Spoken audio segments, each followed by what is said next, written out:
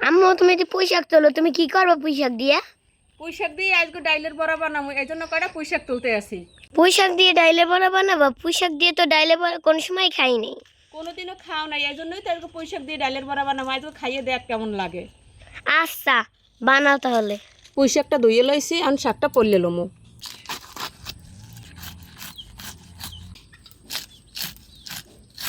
শাকগুলো একবারে কুচি কুচি করে পড়লে নিছি। ডালটা কিন্তু 1 ঘন্টা ভিজে রেখে আমি ব্লেন্ডারে ব্লেন্ড করে নিছি। আপনারা চাইলে শিল্পেটায় বাটিয়ে নিতে পারেন।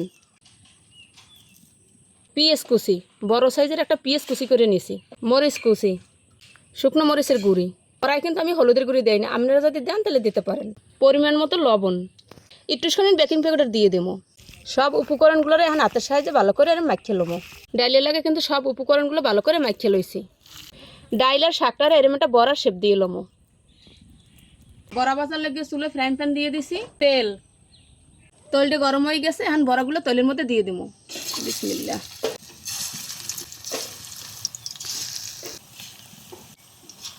সব বড়াগুলো এখন একটু উল্টোই দেবো। বড়ার এক পিঠ কিন্তু হয়ে গেছে। এক খোলা বড়া ভাজা কিন্তু হয়ে গেছে। বড়াগুলো এখন উড়াই লমো। বিসমিল্লাহ। বড়াগুলো রাখার জন্য প্লেটের উপরে একটা টিস্যু দিয়ে লইছি। টিস্যুটা দেওয়ার কারণে বড়ায় যে তৈলগুলো থাকবে, এই তৈলগুলো খাই ফেলাইবে। দর্শক, পুঁইশাক দিয়ে কিন্তু ডাইলের বড়া বানাইনি হয়ে গেছে। দিয়ে ডাইলের বড়া তো বানাইনি হয়ে গেছে। আর একটা খাইয়ে দেখি কেমন লাগে। বিসমিল্লাহ। খাইতে যে এত মজা লাগে, সত্যি অসাধারণ একটা টেস্ট। আম্মু আমার একটা দাও, আমি খাই দিই। আমি তো পুঁইশাক দিয়ে ডাইলে বড়া কোন সময় খাই নাই। বিসমিল্লাহ।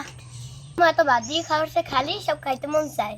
বাদ দিয়ে খাওয়া লাগবে না, খালি সব খাই থই। হ্যাঁ, বানাইছি। ভাত খাওয়ার পর না তুমি সব খালি খাই থইবা। আচ্ছা ঠিক আছে, ল তাই বাদ দিয়ে মুহানে এখন বড়া দিয়ে বাদ দিয়ে খাবি এনে। আচ্ছা। কিন্তু করে ভাত খাওয়ার জন্য আলু ভর্তা, পুঁইশাক দিয়ে ডাইলের বড়া, আর আছে পাতলা ডাইল।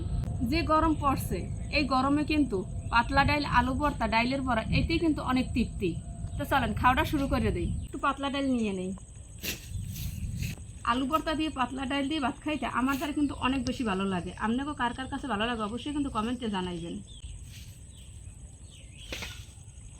বড়াটা কিন্তু খালি খাইছিলাম, অনেক মজা লাগছে। আমি বাদ দিয়ে খাই দিই কেমন লাগে। বিসমিল্লাহ। আলহামদুলিল্লাহ, অনেক মজা হয়েছে।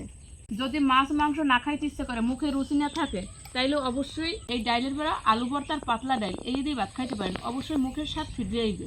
আলু ভর্তা, পাতলা ডাইল আর ডাইলের বড়া আচ্ছা এত মজা, সত্যি এর মতো তৃপ্তি আর কিছুতে হয় না। মাছ মাংসের চেয়েও বেশি মজা লাগে। মাছ মাংসের চেয়ে এই তরকারি দিয়ে ভাত খাইয়ে অনেক তৃপ্তি আছে। আলহামদুলিল্লাহ, আলহামদুলিল্লাহ, আলহামদুলিল্লাহ। তা আজকে এই পর্যন্তই। আপনাগুলোকে দেখা হবে এবার অন্য কোনো ভিডিওতে। আসসালামু আলাইকুম।